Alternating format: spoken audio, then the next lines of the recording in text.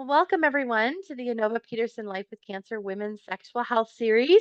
My name is Lauren Broshak. I'm one of the oncology therapists that specializes in sexual health here. And I'm so excited to be here with you for the fifth session of our Women's Sexual Health Series. We've got an amazing presentation for you today. Before we get started, I do want to share a little information about this program and about Life with Cancer. First, we want to say a big thank you to the Cancer Action Coalition of Virginia and the CDC. We are so grateful for their support in offering us the grant to provide this program. The series has contained or will contain 11 sessions. We're on session 5 today here on March 4th with Dr. Heather Goltz. And we have an overview of women's sexual health, managing emotional distress, finding pleasure in introducing toys, treating sexual health concerns, psychosexual adjustment for couples, and sexual desire still to come. So we've got a lot of amazing content coming after today's presentation, which I think you will all enjoy as well. So a little bit about Life with Cancer. We are an integrated system within Inova Shar Cancer. We provide education and psychosocial support to all individuals impacted by cancer from diagnosis to survivorship and beyond. And we do that through evidence-based holistic care at no cost. Some of those programs include education, support, wellness programs, meditations, individual consults with therapists, nurse navigators, dietitians, etc., as well as some integrative therapies. We also offer additional sexual health programming, such as our women's sexual health support group called Get Your Groove Back. We also have a pelvic floor health movement class. If you were here a couple of sessions ago, you would have seen the presenter um, for that movement class here with us as well. We also want to note for those that are local, we have the specialty shop here at Inova Shar, along with the many things that you see here on this list that support cancer treatment and the survivorship experience. They also have things like dilators, lubricants, moisturizers, etc. They can be ordered here to the shop or bought in store or ordered to your home. If you're local, we encourage you to check it out. A few logistics for tonight. All questions will be answered at the end of the presentation. So please use the Q&A feature to ask the questions you have, and we'll make sure to get them over to Dr. Goltz at the end of the presentation. We also encourage you to use the chat feature that we have and use it to connect with one another, share your experiences, show each other that you're here in this together. And lastly, we do ask if you're able to, please rename yourself to your first name and last initial for you and anybody that's maybe with you joining tonight. Just helps us on the attendance side of things to know who's here from our registration. Lastly, we want to make a quick note that the information presented today is for informational and educational purposes only and should not be treated as medical advice. Again, we encourage you to ask your questions in the Q&A box, but of course, if there's anything kind of personal to your mental health or medical treatment, that we encourage you to talk to your providers about that as well. We're going to go ahead and introduce our speaker. We are so excited to have here with us tonight. Dr. Heather Goltz is a licensed clinical social worker and supervisor, sex therapist, and oncology social worker. She has an interdisciplinary background, having earned degrees in biology, social work, curriculum instruction, and public health, and completed postdoctoral fellowships in health services and urology. Dr. Goltz has almost 20 years of experience developing and implementing clinical and psychosocial interventions for patients, caregivers, and couples impacted by complex medical and behavioral health conditions. Her psychosocial oncology and health equity research agenda has primarily focused on genitourinary cancer survivorship and equitable policies and practices, particularly in bladder and prostate cancer. To date, she has co-authored over 50 published and in-press papers and book chapters. Her work has been funded by a number of public and private institutions, including the NIH, DoD, VA, and Pfizer. She is a past chair of the APHA Genomics Forum and policy co-chair of its Cancer Forum, as well as past co-chair of the Bladder Cancer Advocacy Network Survivorship Working Group. For her service to the profession, she was recently named a fellow of the Association of Oncology Social Work. Wow, Heather, we are so excited to have you here with us today. Thank you so much for taking the time and sharing your expertise with us. Thank you so much for having me here. I can't tell you how excited I am to be with you all, especially on Mardi Gras. And I'm from Louisiana, so this is a big day, the end of Carnival season for us. So, what a perfect day and a perfect time for this topic. I'm just so pleased to be here. So, I'm going to share my screen and we'll go ahead and get started. And um, uh, here we go.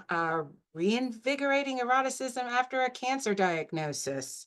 Um, I want to just get in here and say howdy. I'm an honorary Texan. Howdy can be, hello and good evening. Salut, hello, alo, aloha, and so on. Bonjour, bienvenue. Just a few disclosures. I wear a number of hats. I'm a full professor of social work at University of Houston downtown. I'm in private practice, and I do a lot of consultation work for both CDC and IMH, and also ACCC, Beacon, and so on, as well as free reviews for various journals in my field, to keep abreast of trends that hopefully will benefit you all today. So today, what are we going to do? What we're going to do is the objectives, compare and contrast some key differences between sexuality, sexual health, and eroticism. By the end of the presentation, you're going to be able to hopefully describe and discuss at least 2 ways that attachment styles really can affect women's eroticism and sexuality throughout their lifetimes.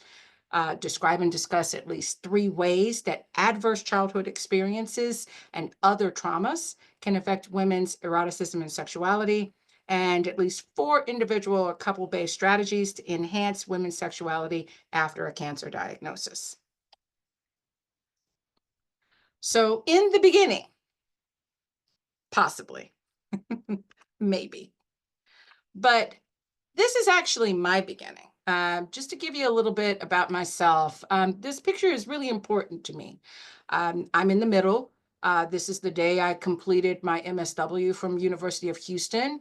Um, to my right is my grandmother, who inspired me to become an oncology social worker. She actually was the first social worker in my family. To the left was my late older sister, Alicia. And that little one right there is actually my little sister, who is also a social worker. Only she specializes in children and adolescents, and I specialize in older adults. Um, this picture was actually taken about 6 or 7 months, 6 months after I was diagnosed and had surgery to remove cancer in my GI tract, and also diagnosed with endometriosis simultaneously.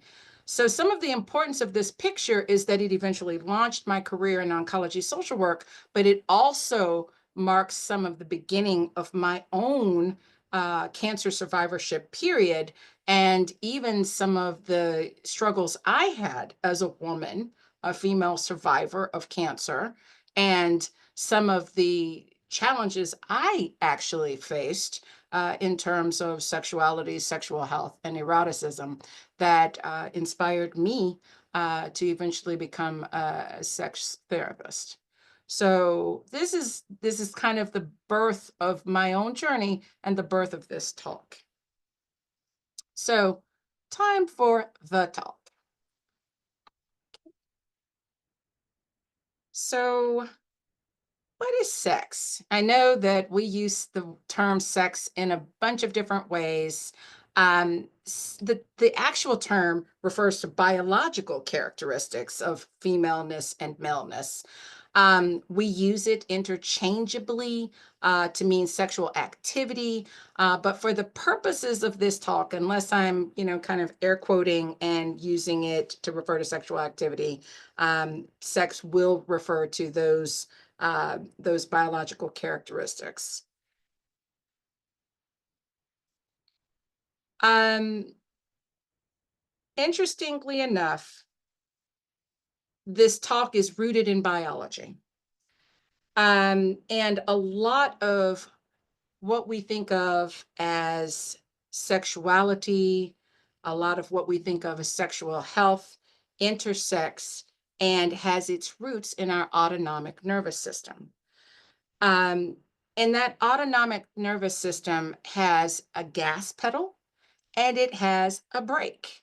And both of those are actually very important for our physiological response when we are aroused, when we're stimulated. Um, the sympathetic nervous system, you can see those wide eyes, the pupils dilated, you're on high alert and scanning the environment for threats. Um, and but we also need sometimes that we need that amount of arousal actually in the body to kind of help us to get almost in the mood when we are engaging in sexual activity. We often think of fight or flight response, but the autonomic nervous system actually does have a role to play in sexual activity. We'll talk a bit more about that as we go through the talk. But the parasympathetic part of the autonomic nervous system also has its role to play. And there's this neat balance between applying the gas pedal to get your juices flowing and the blood and the heart pumping, and the brake, that comes with the calm and the release. And that dance that we do at that physiological level really does contribute often to the eroticism and the sexuality and our even whole experience of sexual well-being. It is a part of us that we don't pay a lot of attention to often, and that actually can be part of our problem when we have a disconnect and we're living a life that isn't very in tune with our erotic nature. So, that dance that I'm referring to, this symphony of the body, the complex interplay between our nervous system and then also our endocrine system, the hormonal response part of the physiological activity in our body. There's this beautiful dance, this harmony that happens in the body that helps coordinate essential functions, maintains our balance, our health, and particularly has a role in sexual health and our sexuality. Just a little bit in terms of a little bit more anatomy and physiology, that endocrine system that really signals from our glands, that is innervated by our nervous system, releases hormones into our body, and including serotonin and other really good feel good hormones. There's that interplay that is at the root, the basic root, what is unseen about how our body, our erotic and sexual nature functions, that we really don't give a lot of credit to, but it comes into play, especially when we've been diagnosed with cancer. It's something we need to pay attention to, but we often don't. So just a little bit more about that endocrine component. Um, I'm not going to focus too much on it. Often, as we age, we begin to pay more attention to our thyroid and our parathyroid and our pituitary glands. These all help function and regulate anything from our body temperature to our heart rates. Um, they can contribute to our immune system and all kinds of areas that really we need to be a complete and balanced and well-functioning organism. We don't really talk so much about those hormones so much as we pay more attention to the hormones that are secreted by our adrenal glands or our ovaries, or even when we're talking about male-bodied folk, the testicles.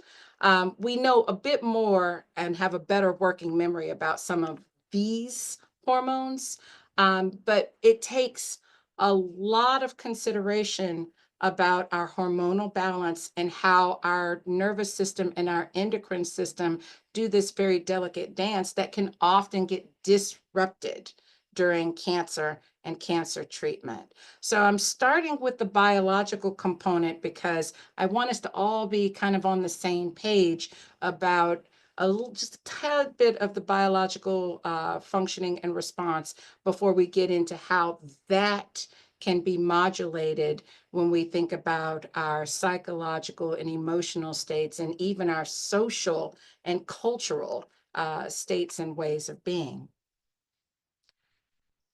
So that complex interaction between the nervous and endocrine systems clearly helps mature our bodies as female-bodied persons. That delicate dance guides our sexual development, really our psychosexual development, and even reproductive processes throughout life.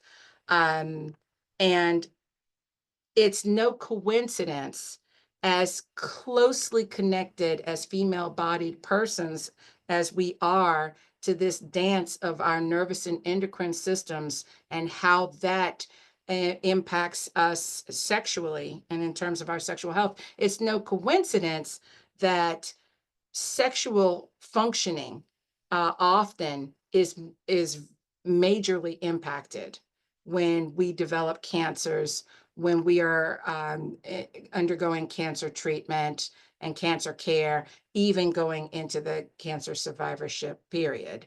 You know, we are so very closely not just identified with, but also in touch with our hormonal statuses and our nervous system that you can't really separate that out from our sexuality and our sexual health, our sex, and the ways that that manifests anatomically and physiologically really does play a big role in how we express our femaleness, and then the impact with cancer. So I won't spend too much time on the major functions and the major areas of psychosexual sexual development. I will say, so what? I've talked just very briefly about this dance between the nervous and endocrine systems, and its importance. Just a tad for sexual activity in a biological sense. We need to think about that and we need this dance because we have to be relaxed enough to a certain extent to take in bodily sensations, but we also have to have that tension and excitation, that excitement to achieve orgasm, right? As I was saying, you can't separate out that dance from how we experience our sexuality and our sexual health. So I've thrown out sexuality a lot. What is it? I would argue, World Health Organization happily agrees with me, our sexuality is a central aspect of our being human throughout life. And sexuality is very broad. It's not just our biological sex, but it's also our gender identities and roles, our sexual orientation or identity, how we experience eroticism, pleasure, intimacy, reproduction, and so on.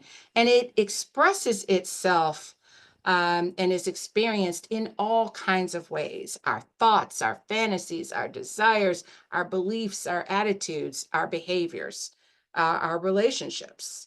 You know, and it is not a straightforward thing. It is extremely Sexuality is so complex.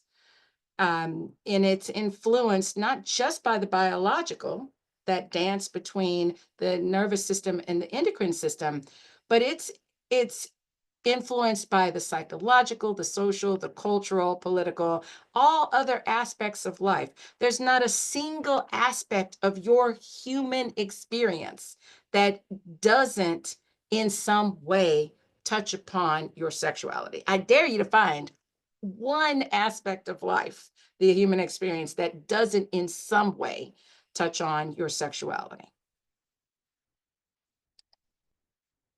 So, sexuality in its broadest sense is that holistic way that we go about expressing ourselves as sexual beings.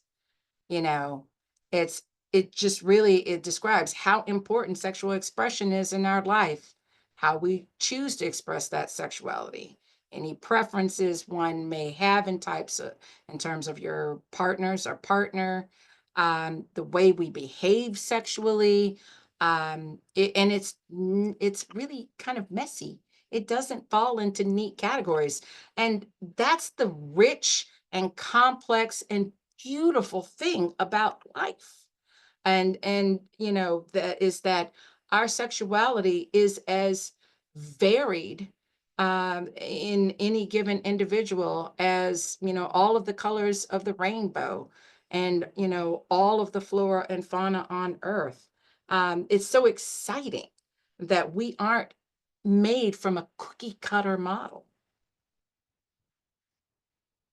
So sexual health, though, is really moving into that state of physical and emotional, mental, and social well-being. It's not just the absence of disease or dysfunction or infirmity. And it requires a positive and respectful approach to sexuality, to sexual relationships. Um, Sexual health really does need, and hinge on, I would say, having pleasurable and safe sexual experiences, free from coercion, discrimination, and violence. And really, that requires that the sexual rights of all people needed to be not just respected, but protected and fulfilled. So, why are we talking about sex? And I'm using those air quotes, and cancer. Why I talk about that? Part of it goes to when we move beyond the anatomical and physiological, that dance of the nervous system and the endocrine system and how that manifests physically, anatomically, we go and we think about how we as people and as individuals manifest our behaviors within a social, cultural, economic context. Our thoughts, our emotions, and our behaviors have a very reciprocal interaction with our social environment. And a lot of that is largely unconscious, which means not only are our hormones and our nervous system kind of operating largely in the background unnoticed, but also a lot of this connection between our thoughts and our feelings and our behaviors are also largely functioning unconsciously, which can actually be a problem when you are talking about sexuality and sexual health. And why is that? Let's go back into childhood. In our earliest experiences of caregiving and being cared for, before we really even remember being, right? That bond that we have with our caregivers really can, in a lot of ways, almost hardwire us into how we are open and can be vulnerable and feel safe with others, how we form healthy relationships with others as we age. A lot of the pattern for that is laid in our earliest infancy and childhood. And The problem with that hardwiring is that very largely unconsciously, as we meet, as we form relationships, that hardwiring, that attachment is actually often replicating itself and repeating itself in our relationships with our significant others. So if you had a very secure attachment, where as an infant or a child, when you felt you needed help, when you had needs and they were generally met, then you learn to see the world and others as responsive to your needs. You learn to see others as caring about you, and you could be vulnerable. And if you are in distress, others would come rise to the occasion and meet your needs. If that did not happen, then perhaps you became more avoidant. Maybe as a result of neglect or perhaps abuse from your caregiver, you learned that other people aren't necessarily safe for you. Maybe you could not be authentic and vulnerable because you're just not safe with others. Okay. So there's different attachment styles beyond secure. And when you think about how that works in infancy and childhood, it honestly plays out largely unconscious. It takes a lot to manifest and become aware of how that hardwire script begins to replicate itself. Just like your nervous system and your endocrine system are functioning largely unnoticed until you pay special attention, attachment and how that manifests in your relationship with others also largely functions in an unconscious way.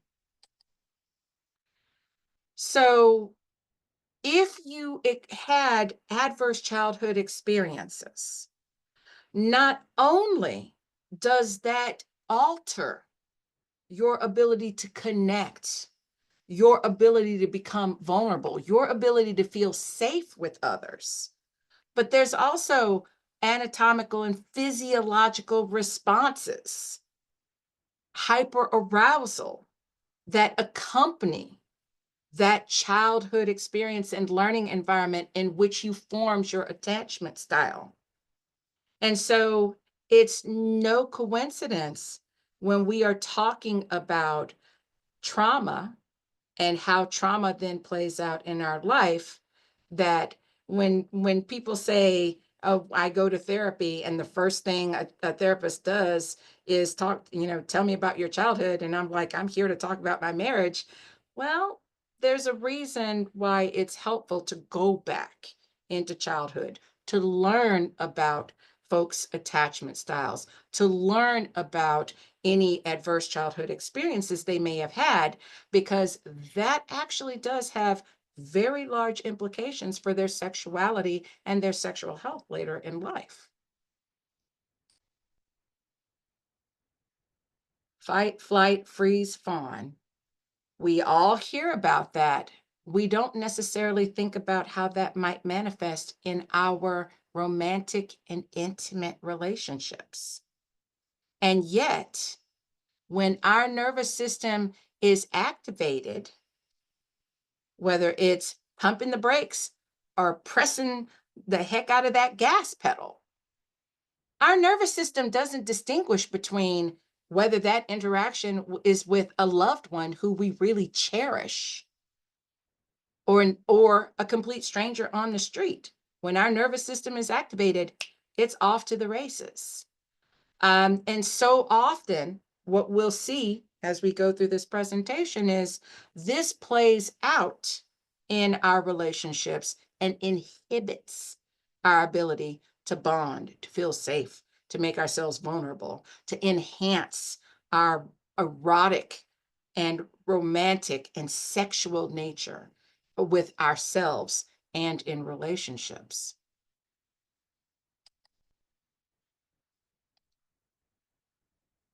And cancer is nothing if not a traumatic experience.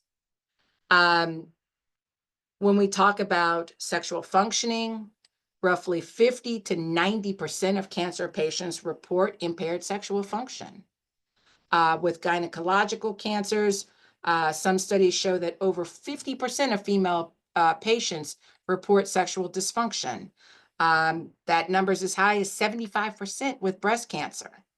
And that's in comparison to uh, in a representative sample of US women who didn't have cancer, rates of sexual function, dysfunction, or impaired sexual function at about 50%. Cancer brings with it a host of dysfunctions due to physical effects of treatment, many of which I am sure you are all well aware of, from the physical changes in lubrication, bringing vaginal dryness, perhaps pain during intercourse, vaginal stenosis, perhaps early menopause, changes in breast sensitivity. Um, Many studies after study about depression or anxiety, changes in body image, reduced desire and distress, enhanced distress or increased distress, changes in relationship dynamics, um, discord, lack of communication. Um, Cancer is a disruptor. It is a traumatic disruptor when it comes to our sexuality and our sexual health as female-bodied persons. In fact, we've finally, in mental and behavioral health, begun to realize that that when it comes to cancer, post-traumatic stress is actually a common response, um, and that anyone who's been diagnosed with cancer or undergone treatment may experience some degree of cancer-related traumatic, post-traumatic stress. I love this term. I just came across it with the American Cancer Society the other day, scanxiety. And having had to have annual scans for the better part of 10 years after my cancer surgery, I can tell you, every time I scheduled a scan, every time it was time for that dye to go in, my blood pressure went through the roof. And I didn't think about it as potentially post-traumatic stress, but it certainly does really reframe how I even think about my own experiences. Um, and if left untreated, this cancer-related post-traumatic stress can become PTSD. And so it shouldn't surprise you that more than a third of cancer patients and survivors experience or exhibit some signs of either cancer-related post-traumatic stress or even PTSD. Cancer is indeed a traumatic experience, and I think we underrate the impact on our lives, our relationships, ourselves, our worldviews. It's just that major of an event in our lives. So when we thinking about the biology and the biological synergy that exists in the body without cancer and how that can get disrupted.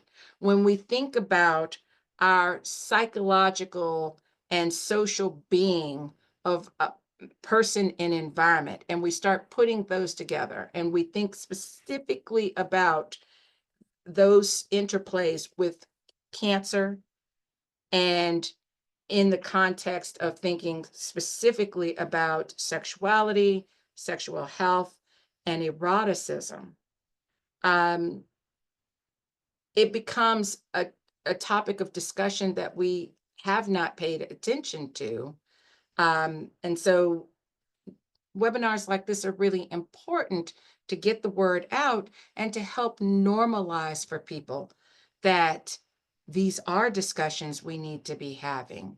These are areas for intervention that we need to be exploring. I love this idea of eroticism, sexuality, sexual health, and a garden. And and you have to ask yourself and when you think about sexuality and how central that is to the human experience, how does your sexual garden grow? It grows from the seeds we sow. And what are those seeds that we both received from our families of origin and that have manifested in our lives and that we've nurtured? Adler, a long time ago, talked about the centrality of the family in helping us to begin to forecast our lives and to create a script and a trajectory for our lives, almost as if it's playing out on a screen in front of us. Our family dynamics, our family of origin, our culture, our religion, all of these things feed into this script that almost plays out for us as if we were watching a Hollywood feature. Our sense of purpose, our goals, all derive from those early experiences and propel us forward and launch us into our lives. And in a lot of ways, it does the same with sexuality. One of the things I love about Bassan's model, it used to be called Bassan's model of female sexual response, and then we realized that it wasn't just female-bodied persons who have this sexual response or this sexual motivation. We have this sexual scripting narratives and trajectories that play out in our lives, almost as if a Hollywood feature. And when we are sexual and intimate with ourselves or within relationships, and when we are with our partners, often what happens, and the genius of this model is it's not just about the biology and the physiology. Bassan, in her research and in her practice, realized that what is happening socially, what is happening psychologically and emotionally in our relationships impacts our willingness to be receptive to stimuli, sexual cues. And when those sexual cues play out in our relationships, depending on the quality of those relationships, we may become more open to being aroused, even if we didn't intend in an encounter to become aroused. Remember, a lot of what happens in our bodies and in our minds happens unconsciously. And that applies to sexuality too. So we're suggestible under the right conditions when we feel safe, secure, positive, and we get sexual stimuli, we can move into a state of arousability and generate responsive desire that then can leave us open and desirous of sexual contact. And that can have enormous positive effects on us emotionally and physically and sexually in terms of our satisfaction within ourselves, our satisfaction with our partners. And that can help us to remain open and motivated sexually. So we are complex organisms that function, with some degree of consciousness, but a lot of what happens sexually with us is largely unconscious until it manifests in a conscious way. And we can be motivated to become more sexual and more consciously sexual.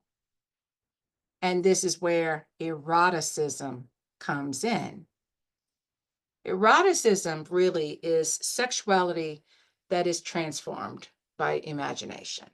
Our thoughts, our dreams, our anticipation, even sometimes those painful memories that may come from our childhood or our families of origin or other sexual experiences we may have had through the course of our life make up our erotic landscapes, some of which we're conscious of, and sometimes, unfortunately, a lot of times we're not necessarily conscious of, and yet it plays in the background.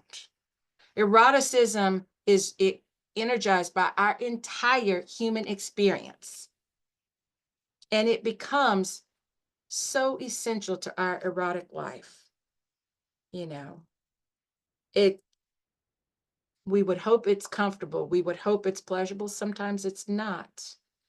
There's this complex interplay and dance that's informed by all of our experiences and even all of our upbringing and all of the other aspects of what it means to be human. Eroticism takes and feeds on all of that. And it blooms from that tension between excitation and inhibition.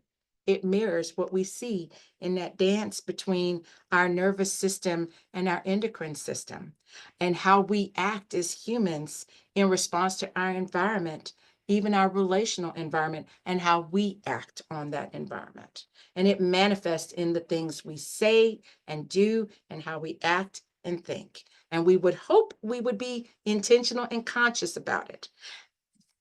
What follows as we go through the rest of this presentation is how to make it more conscious, how to become more explicit and purposeful. So we have sexual scripts.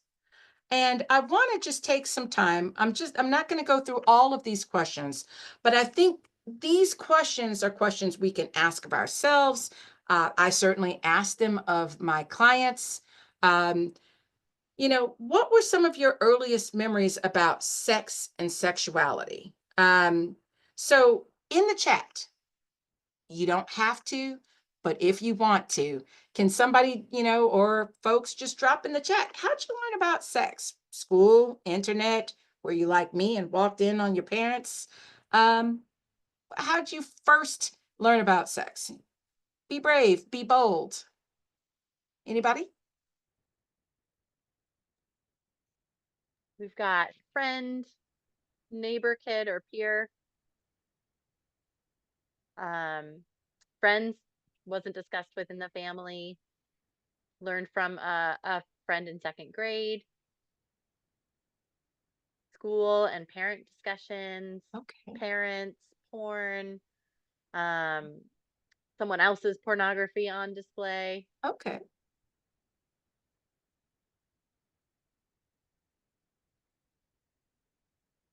All right. And more friends, and some of this also references like the connotation that was assigned, like it felt shameful or it was talked about as being Ah, bad.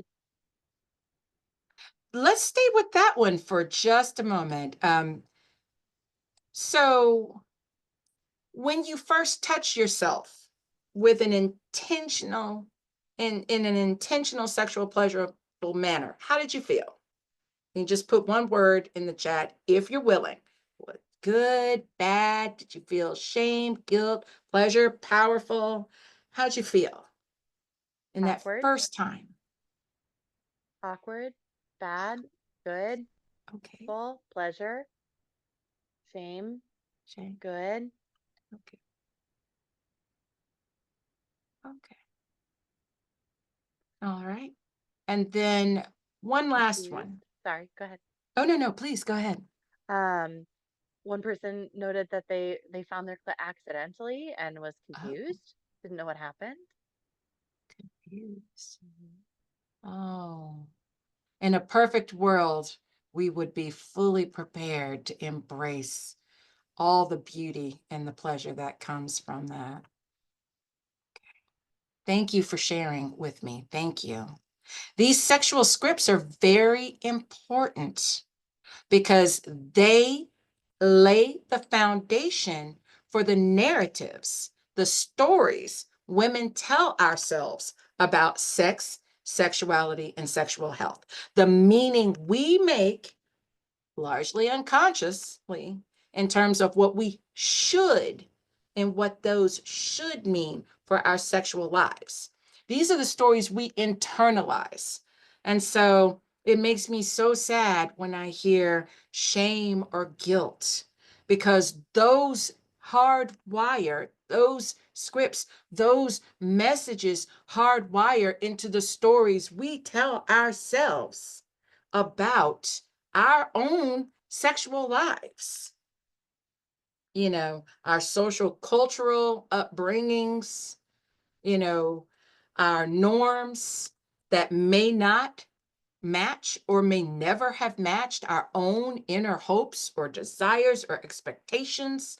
You know, these can limit and narrow the range of sexual expression, our sexual roles, and our sexual behaviors, because they hardwire in as absolutes and can lead to exactly some of the emotions that some of you courageously shared: feelings of guilt or shame, negative self concept, negative views of sexuality. These scripts become the narratives we tell ourselves, even when we are in satisfying and supportive relationships. Remember, they run often unconsciously in the background. We've got to become more intentional, explicit about acknowledging them, rooting them out. And these are some of those narratives. You know, the purpose of sexual activity is for male pleasure and or procreation only. Women shouldn't masturbate if they have an assumed male partner. Good girls don't pursue sexual partners. They're passive. A sexual relationship is good or healthy if sexual intercourse is occurring at least, put a number in, times per day or week or month. What are some narratives you've heard, or that perhaps are running in the background in your head, that have been living rent free, as we say back home, um, throughout your life?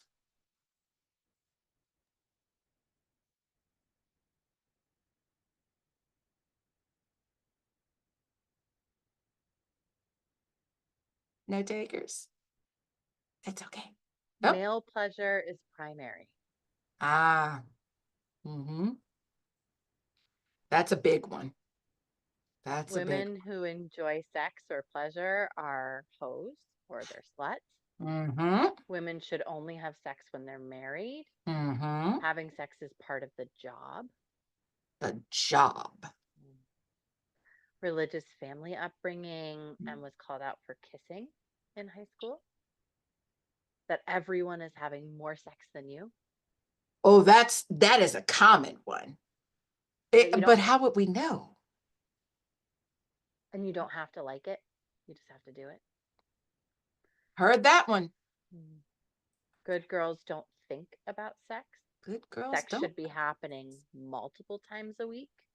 Mm-hmm. Um, if you have a desire at all, or especially one that is higher than your partner's, and I'm going to go ahead and guess this is an assumed male partner, Mm-hmm. is shameful. Okay. Men are only after one thing, and that's a bad thing. Mm-hmm. There's something wrong with women who enjoy sex. Very common. Anybody heard the newest sexual narrative on the horizon?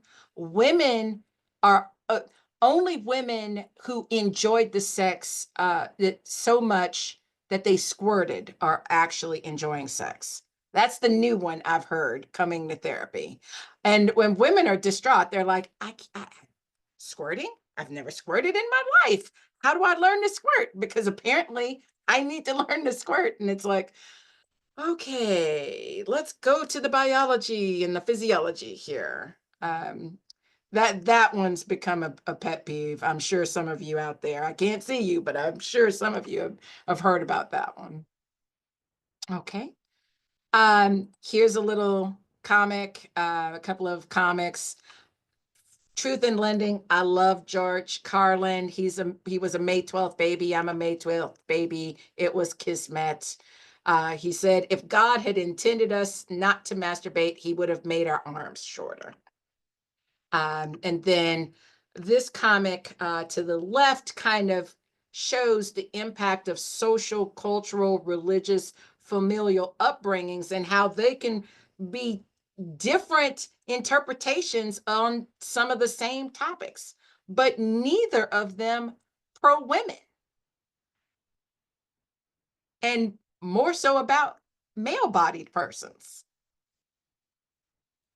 So, going back to attachment, when we think about our sexual narratives and how attachment and that bond that between our earliest caregivers or our parents and how that can play out in our sexual narratives and with our partners or even with ourselves, those with secure attachment, that secure attachment allows people to be able to turn to their partner when they're in distress, for instance, at the time of cancer diagnosis, to bond, to feel that they can bond and will bond and have a bond and receive comfort and resources that enhance their coping. So, those with secure attachment can help enhance coping with a cancer diagnosis. Safe, secure attachment, it aids in being attuned and responsive to those emotional and erotic signals. It helps folks to self regulate. It helps couples to co regulate. I love this term, synchrony sex. And synchrony sex isn't about penetration, it's about being attuned to each other and each other's emotional and erotic signals that they're sending out to each other, which is really important for sexual satisfaction. So, those with secure attachment or safe attachment, that's associated with increased sexual communication because you feel safe. You feel safe to be vulnerable. Increased intimacy, feelings of bonding or closeness, and that's as a motive for sexual and non-sexual contact. Whereas some other attachment styles that aren't quite as secure, they can be insecure, avoidant, and so on, those clearly are associated with lower sexual frequency, increased sexual avoidance, using sexual contact as a means of gaining reassurance, avoiding rejection, self soothing, and so on.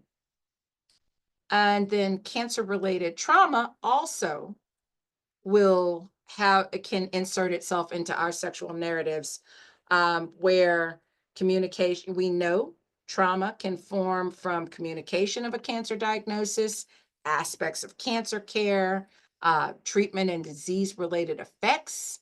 Those can all be very traumatic, and they can radically alter sexual narratives around gender identity, roles, expectations, our feelings of perhaps femininity, or body image, and our sexuality, our sexual nature. They can cause us to compartmentalize or partialize ourselves, divide ourselves up into parts focused on our cancer type. They can cause us and that trauma to disconnect or dissociate from ourself and our body. And trust me, those are adaptive coping mechanisms, but they become maladaptive when they play out and divorce and disconnect ourselves from our ability to take in emotional and erotic stimuli and be better sexual partners to ourselves or our partners. And it can reopen psychological and emotional wounds from previous traumas. This is a common cancer and sexual narrative that I hope is banned forever. And I've actually heard health professionals say this to women before. You should be thankful that you had early diagnosis, or you should be thankful that you had surgery, even if you experienced losses in fertility or impacts on your sexuality or your sexual health. So, enhancing eroticism, because there's a lot that is going on that clearly impacts our sexuality, our sexual health, and our eroticism. What are some ingredients we need? And they're not what you think often. We need pro-sexual attitudes. We need positive sexual attitudes. We need to remember we and our partners are worth it. We need curiosity and imagination. We need intentionality. We need to invest the time. We need emotional and psychological safety, because we can't be erotic and sensual and sexual in an environment where we don't feel safe. We need an area, a context, a space where non-judgmental communication can occur. And that includes the negative crap we tell ourselves. Humor does not hurt, because I hate to tell you, but sex can be very funny. We need a commitment to stay the course because we're worth it, to connect with ourselves, to fully live and inhabit our bodies, and to take all that stimuli in. We need to be committed to stay the course on that and embracing it. And we need a toolbox of activities on how to reconnect or widen our senses, to rewrite our scripts. Remember, our thoughts and emotions influence each other in our sexual behavior. Um, there's some activities that I often do with folks who come for therapy. Often I'll have them map their usual and customary. What is it they usually do? What is their go-to in terms of their sexual scripts? How are they turning themselves on or off? Like, I use some examples for myself. I turn myself on, I get energized, I inhabit my own skin, I feel with all of my senses, I am present in myself when I go for mani-pedis. Okay, I have a very ticklish feet, but I'm telling you, I am fully present and feeling all the sensations when I get that mani-pedi. Love cheesecake. I taste it in my mouth. I smell it. I see it. I am inhabiting that moment. Pumpkin spice. Those candles keeps me in the moment, and I am experiencing with my whole body, my whole self.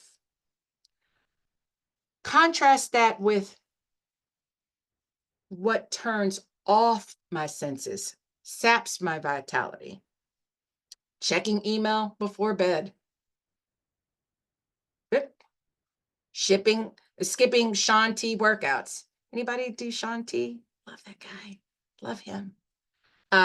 Saying yes to extra committee work. So what are things that are sensual turn-ons for you all? Anybody want to share in the chat?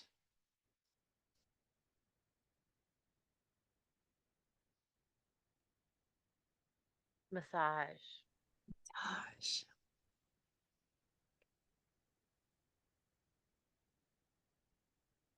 I love the cheesecake example that you gave. Like, I could feel it. I'm also a cheesecake fan. I could feel it. Yoga, alone Yes. time, Yes. walking or hiking, being in nature, Yes. physical activity, sailing. The breeze. Mhm. Okay. Turn-offs. Turn-offs, which aren't actually often about sex, but impact sex and sexual activity and engaging with our senses. Turn-offs. You turn yourself off when Doing the dishes. Oof. Hate Mm, dishes. I feel that one. Doing too much when I don't want to. Feeling Yes. overwhelmed. There's too much work. I'm experiencing tension. I'm tired. I'm anxious. I'm scrolling social media. Mhm. Thank you. So we get a sense of the usual and customary, mapping our new normal, expanding our senses. I often will will talk with my clients and assign homework about, and it doesn't have to be a park or a green space. It could be taking a shower or a bath. It could be going to your favorite coffee shop and paying attention with your sense of smell, taste, touch, your eyes, your ears, as you have a cup of tea and you engage in that moment. And as you have that cup of tea, notice the temperature of the tea, the smell, the taste, how it feels on your tongue, how it feels as it goes down your throat. What are the thoughts and feelings as you take in that tea? Or if you go to a park or a green space, try to experience that with all of your senses. Rewriting your sexual scripts, engaging in eroticism is all about engaging all your senses, coming into intentionally awareness in your body, not being disconnected, not compartmentalizing and partializing yourself as a unified whole, feeling in that moment with all of your senses. This is how you turn on and rewrite even sexual scripts. Another activity, and this is a favorite of mine because we often plot out how we might become very intimate with partners, but not necessarily intimate with ourselves. Find some uninterrupted time. And I know in our very busy lives, this could be a lot to ask. I have a 10 and a 12-year-old. Ask if I'm ever alone, very rarely. But some interrupted time, even if it's only 30 minutes or an hour, a comfortable space, lighting music if you like, mirror candles if you want to. But I want you to explore your body very slowly, taking notice of where and how you're touching yourself. And as you're doing that, what thoughts and feelings are coming up for you? Because I promise you, if with depending on your sexual narratives, those are going to be popping up in your head. The worst thing you can do is try to push them down and ignore them. Acknowledge them. Because if you acknowledge them, that gives you an opportunity to work towards correcting and transforming them. So if you're feeling anxiety, what's that about? Or guilt or shame, what's that about? As you're exploring yourself, are there areas you naturally seek out or are there areas you just kind of rush past? Okay, what's that about? You know, the you're really aiming to fully and sensually experience your body, committing to challenging and reframing the thoughts that may come up from these outdated sexual narratives. Okay, and creating new and more positive feelings about your body, about what pleasure can do for you, and even that you are entitled and have a right to experience pleasure.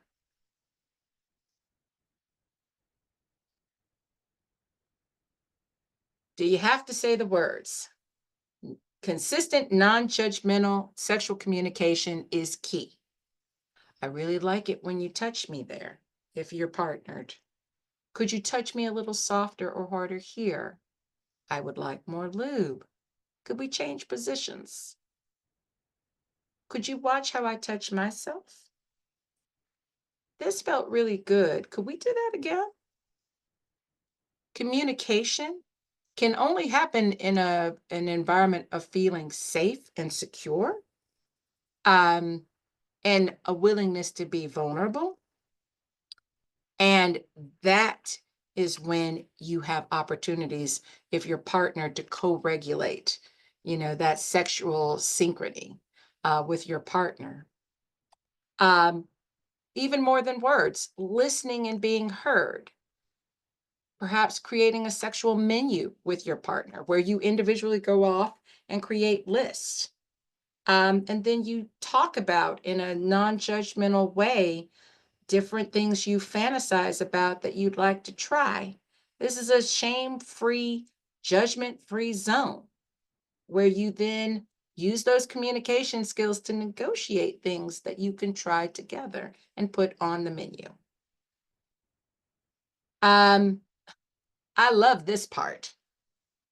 We all sometimes go straight on script and it becomes our go-to and completely ignore that there are other parts of our body that are very sensual and erotic.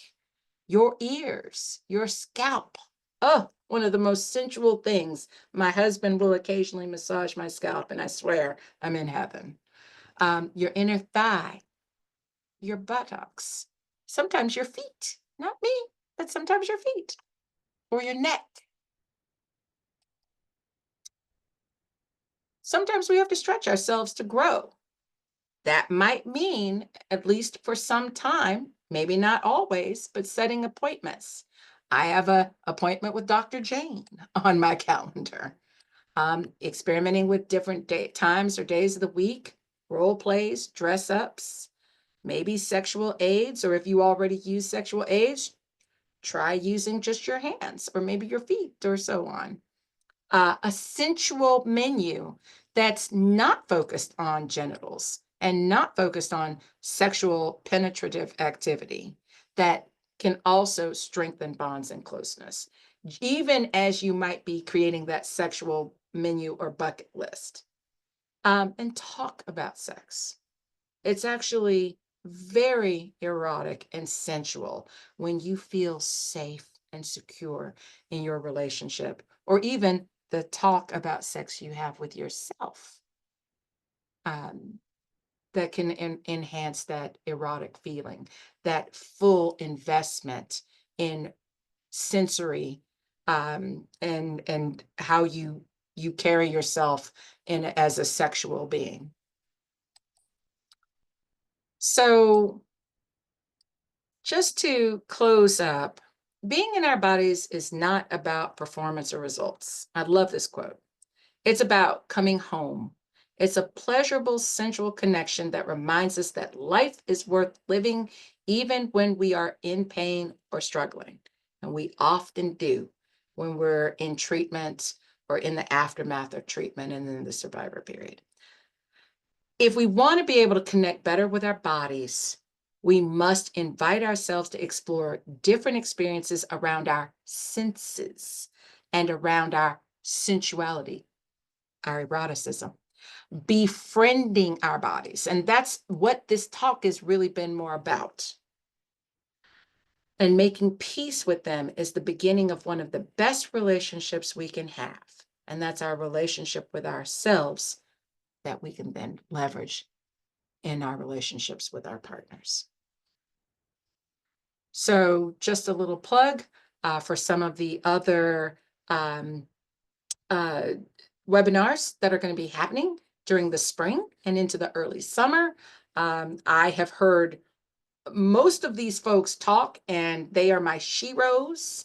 Highly encourage you to join on these dates. Thank you. And any questions?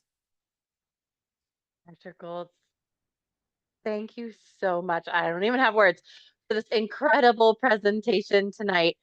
Not only did we get such a rich background and understanding about how all of these experiences throughout our lives connect to our eroticism, but then we got practical tips on how to then start enhancing that truly amazing. We cannot thank you enough Oh, for being thank here. you. Um, there are already tons of thank yous coming in into our chat if you're able to see those. Thank I do have you. one question so far that has come in, and that's about attachment styles. Yes. Should we be one attachment style?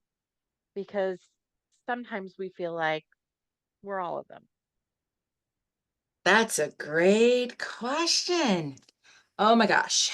Um, the thing I've hated about the attachment literature is it does kind of preach this, you're hardwired into one. But honestly, so much in life is it depends. Mm. Because really and truthfully, I think we're secure attachment waiting to happen. And if we can self regulate, if we can become better friends to ourselves, to not dissociate from ourselves, to be more sensual and erotic with ourselves, and to co regulate better with our partners, I think that that's secure attachment waiting to happen. So, really, I think that when we're younger, there are circumstances that happen that shake that foundation. But I think that if we can nurture better relationships with ourselves, erase those outdated sexual narratives that don't serve us, that hurt us and hold us back, we can move towards more secure attachment. I love that we are secure attachment waiting to happen. Yeah. I have a quick question for you. You gave so many amazing tips and tools, so practical, so easy to understand and access. Someone's looking at that and saying, where do I start? If we've got like, let's go, we've got a single person who's going, where do I start? Where would you recommend starting? And then if you've got Yeah. a person within relationship, where would you recommend they start? Are they the same, different? Obviously, circumstances Interestingly and enough, I start folks with the self exploration. And even if they have partners, not just a couple, but if they're a triad, a quad, etc., I have them go off, set the mood individually, and explore their own bodies because they've got to help understand better themselves and what's coming up for them, even as they're exploring their own bodies to then begin to do that work of syncing with someone else. You've got to start within yourself. So so that advice is the same. that was the body mapping, right? The body Yes. mapping piece. Mhm.